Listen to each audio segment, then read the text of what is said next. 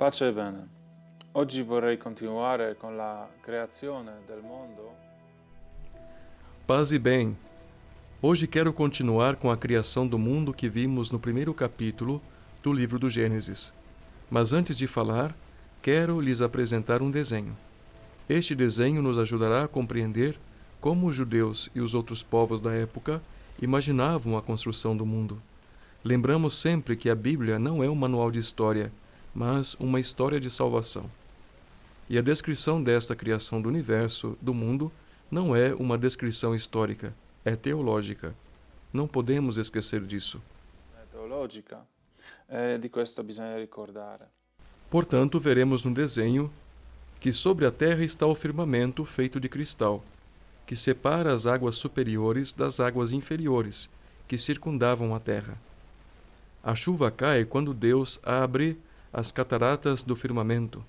Sob a terra está o Sheol, o lugar das trevas, onde se encontram todos os mortos. A terra é pensada como uma plataforma flutuante sobre a água e sustentada por pilastras. Baseada nesta imagem é que foi feita esta descrição da criação no primeiro livro do Gênesis. Primo libro della Genesi.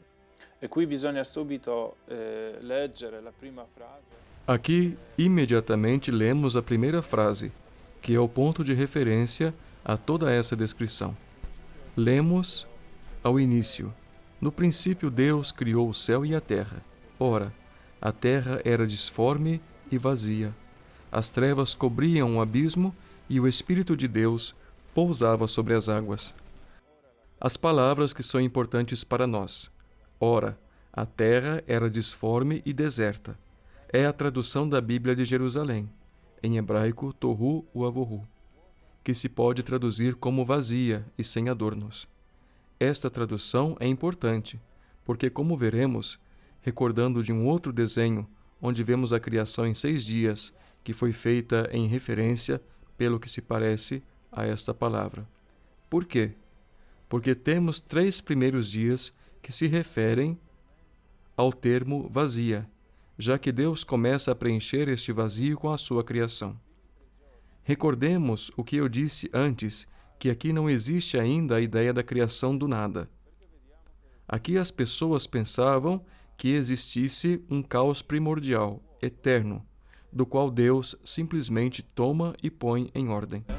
Che ho già detto in un'altra puntata che qui non esiste ancora questa idea della creazione da nulla. Qui la gente pensava che esiste. Que coisa cria o início? Ao início cria a luz, separando-a das trevas. Uma coisa interessante que precisamos lembrar é que as trevas não são criadas, apenas a luz. Muitos pensam que aqui se pode entender a luz não tanto como a luz física, mas aquela espiritual, pois a luz em si mesma será criada apenas no 4º dia, quando será criado o sol. Por isso, alguns pensam que temos aqui a realidade espiritual. Solo al 4º giorno, quando verrà creato il sole.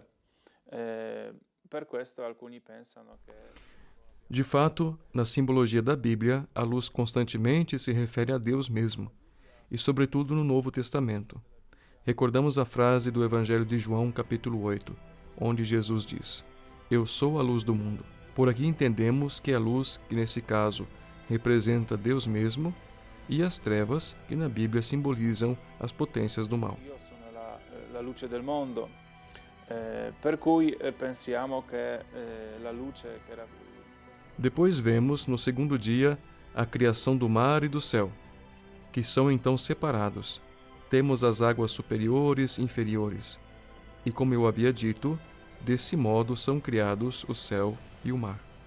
Depois vemos, no 2º dia, a criação do mar e do céu, que são então separados.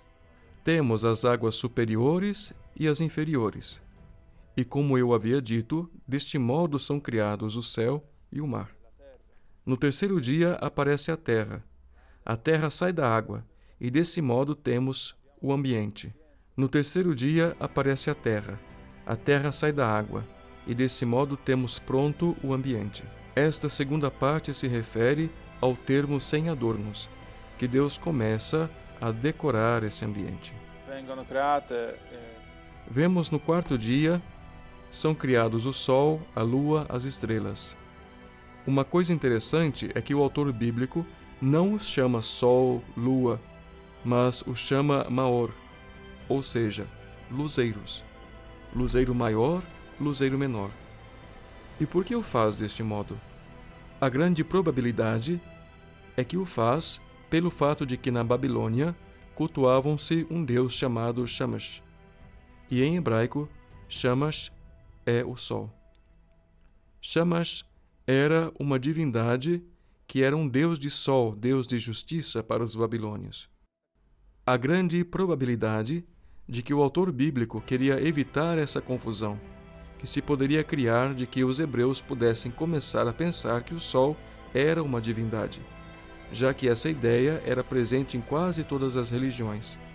E para evitar este grande erro, o autor bíblico chama o sol de uma lâmpada, lâmpada maior, e depois a lua de lâmpada menor, para sublinhar que não é um deus, mas simplesmente uma das criaturas. Essencial, mas sempre uma criatura. sempre la creatura. Allora, ogni tanto anche si chiama questo giorno grande orologio perché, come leggiamo nella Bibbia, Às vezes também o chama grande relógio, porque como lemos na Bíblia, o sol e a lua são criados para regular o dia e a noite. Portanto, temos aqui o céu decorado. Depois vemos no quinto dia como são decorados o mar e o céu, os peixes do mar e as aves do céu, e por fim, no sexto dia, é decorada a terra. Surgem os animais, a vegetação, as plantas, e finalmente são criados os homens. Adão, que se pode traduzir como o homem, mas também como a humanidade. Adão, como humanidade, é considerada como um vértice da criação.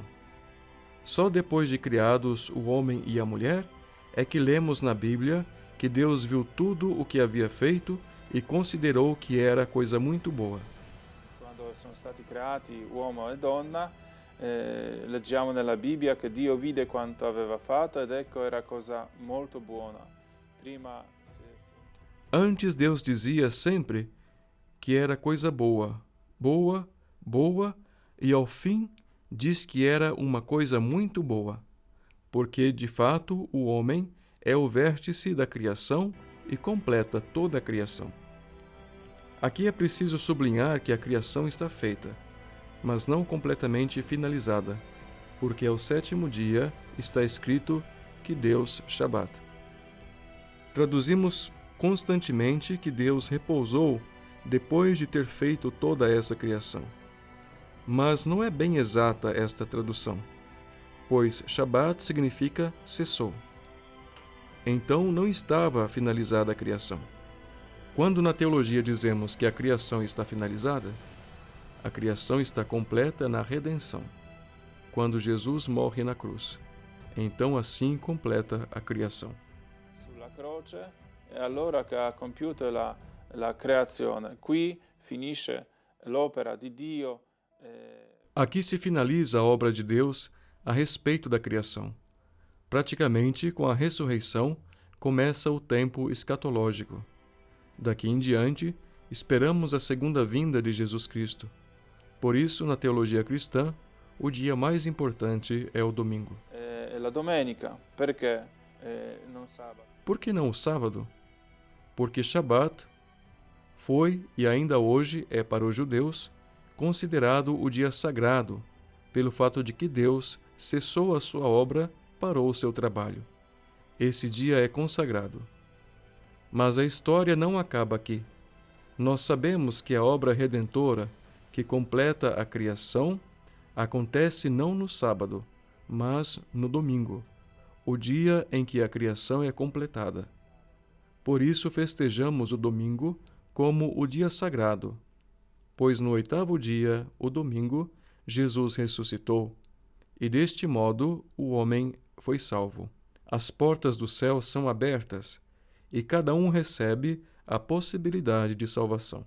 Il le porte dei cieli sono aperte e ciascuno ha la possibilità di essere salvato. Por isso, esse é um dia sagrado para todos os crentes. E com essa ideia, agora concluímos, mas a retomaremos mais adiante no próximo vídeo. Cercheremo di andare un po' in avanti nelle prossime puntate.